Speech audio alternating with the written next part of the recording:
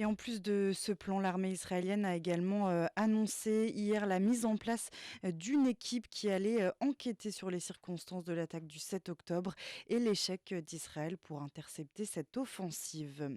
Un point sur le volet diplomatique à présent avec cette visite du chef de la diplomatie américaine, Anthony Blinken, qui devrait se rendre aujourd'hui au Moyen-Orient, d'abord en Israël, puis dans 5 pays arabes, Jordanie, Qatar, Émirats arabes unis et Arabie saoudite.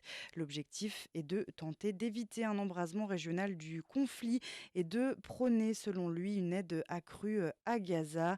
Également, le chef de la politique étrangère de l'Union européenne, Josep Borrell, est attendu, lui, au Liban pour discuter du conflit frontalier avec Israël.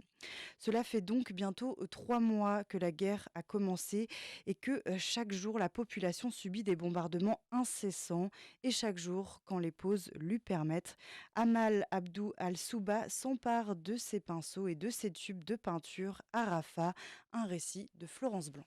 Chaque jour, elle arpente les débris, elle évite les bouts de fer tordus, elle saute entre les plaques de béton éventrées, elle enlève la poussière sur une vaste surface plane, c'est idéal pour son fond de tableau.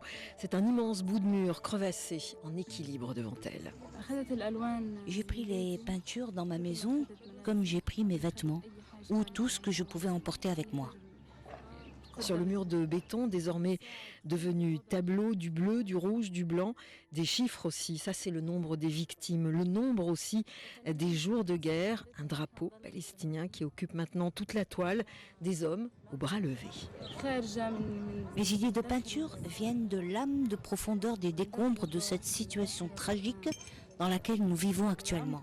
Des bouts de mur, des fenêtres sans vue, mais tout est bon pour cette artiste palestinienne pour tout simplement s'exprimer. D'un point de vue psychologique, je pense que la peinture et l'art nous aident à faire face à la situation dans laquelle nous nous trouvons.